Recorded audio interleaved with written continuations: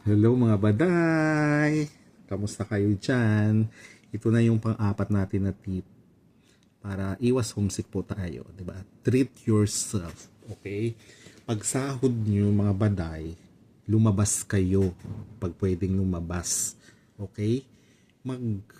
Kumain kayo ng masarap na gusto nyong kainin. I'm sure meron na mga iba't ibang mga Filipino restaurant dyan sa area nyo.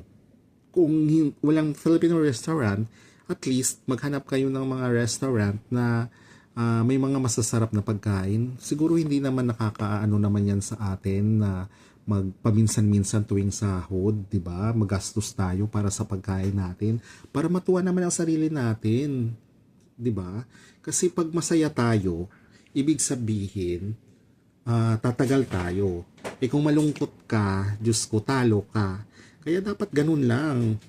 Kami, pag sahod, lumalabas kami, ikot-ikot, kahit wala namang bibilhin, kasi nga nagtitipid.